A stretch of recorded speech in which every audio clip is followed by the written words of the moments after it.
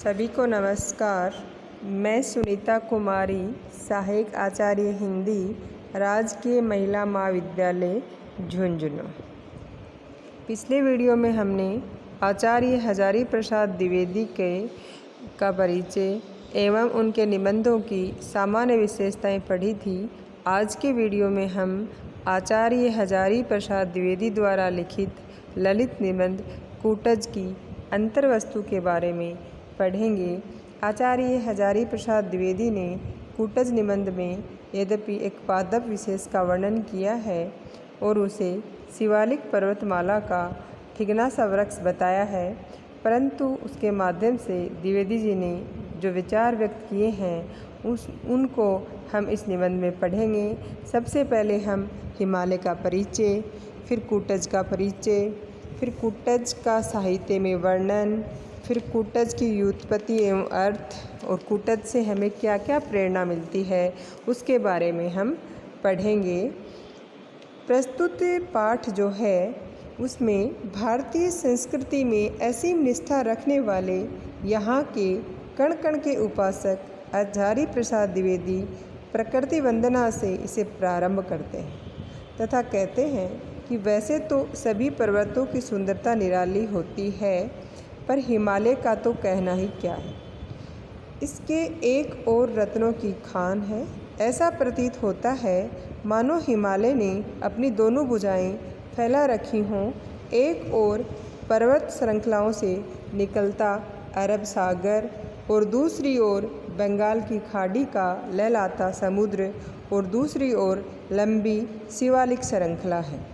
शिवालिक अर्थात शिव की अलकें या केश राशि। शिवालिक का मतलब यहाँ शिव की अलकों से या उनकी केश राशि से लिया जाता है।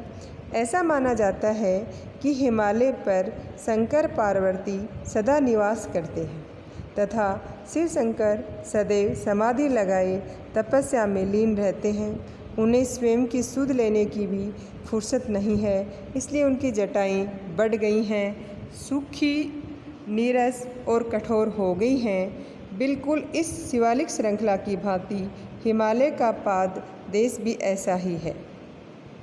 कहीं कोई हरियाली नहीं, धूप तक सूख गई है, चारों ओर फैली है काली काली चट्टानें और शुष्क रताब रेती। बस कहीं कहीं बहुत दूर दूर दिख जाते हैं तो कुछ सूखे झाड़ झंझाड़।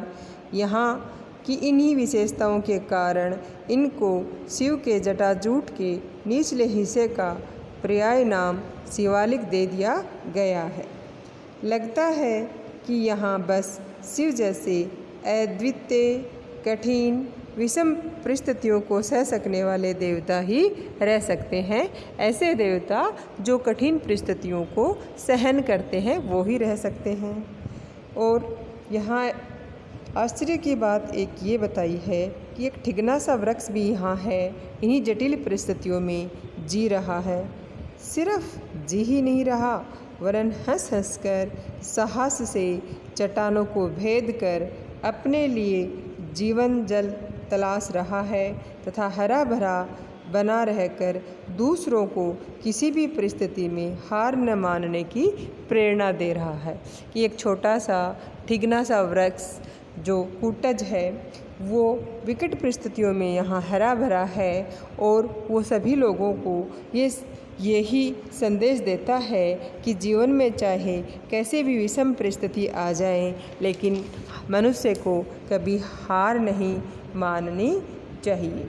तो ये जो गद्यांश है इसमें हजारी प्रसाद द्विवेदी जी हैं वो सिर्फ हिमालय पर्वत के प्राकृतिक सौंदर्य का वर्णन कर रहे हैं और शिव से उसकी तुलना कर रहे हैं।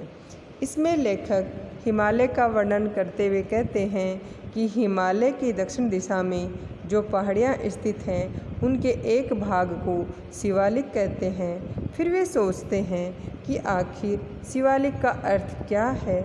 लगता है कि शिवालिक का अभिप्राय शिव शंकर की अलकें अर्थात जटाएं, बाल हैं, क्योंकि ये वह इलाका तो है नहीं जहाँ मालगुजारी के सवा लाख मिले। हिमालय पर्वत शिव शंकर का निवास स्थान है, जहाँ शिव सदैव समाधि लगाए बैठे रहते हैं। उनका अपनी ओर कोई ध्यान नहीं है, इसी कारण उनकी जटाएं लंबी होती हुई चारों ओर छितरा गई हैं तथा सूखी, नीरस और कठोर हो गई हैं। अलकनंदा नामक नदी, जिसे शिव की अलकों से निकलने के कारण ही अलकनंदा नाम मिला है। अलकनंदा नदी का नाम शिव की अलकों से निकलने के कारण ही उसे अलकनंदा नाम मिला है। शिवालिक पर्वतमाला से बहुत दूर बहती है, पर शिव तो महान तपस्वी हैं। उनकी सामान्य ऋषि मुनियों जैसी जटाएं तो हैं नहीं, उनकी तो बहुत लंबी और घनी जटाएं हैं। यही कारण है कि वह दूर दूर तक फैल गई हैं। अभिप्राय ये है कि शिवालिक पर्वतमाला हिमालय का ही एक अंश है।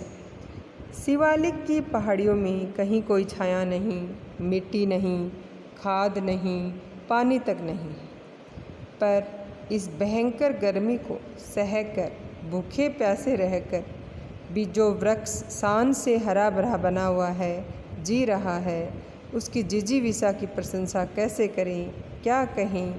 इतनी कठिन परिस्थितियों में भी वह रो रो कर नहीं जी रहा, बल्कि हंसते हंसते जी रहा है। लेखक सोचता है, क्या ये इसकी बेशर्मी नहीं है, ये मस्त मौला है क्या, जैसे फ़कीर होते हैं। तब वह विश्लेषण करते हैं कि अक्सर जिन लोगों के व्यवहार से बेहिया झलकती है, वह काफ़ी तत्वज्ञानी होते हैं।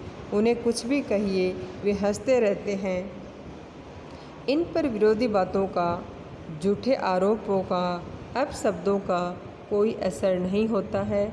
इसलिए नहीं कि वे बेशर्म होते हैं, वरन इसलिए कि उन्होंने ये जान लिया है कि जीवन विरोधी परिस्थितियों में भी कैसे हंस हंस कर जिया जाता है।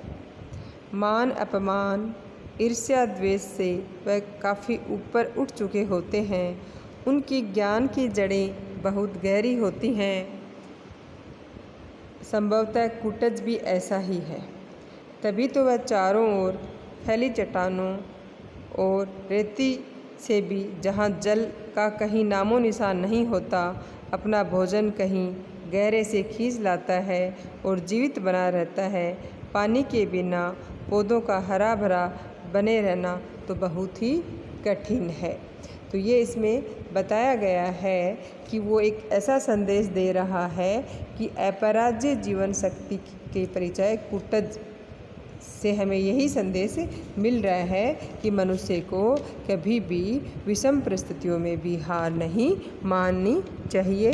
तो ये हम हिमालय पर्वत के बारे में थोड़ा सा पढ़ चुके हैं और वहाँ पाए जाने वाले एक वृक्ष कुटज के बारे में भी हमने थोड़ा अध्ययन किया है, और आगे जो अध्ययन है वो हम अगले वीडियो में करेंगे।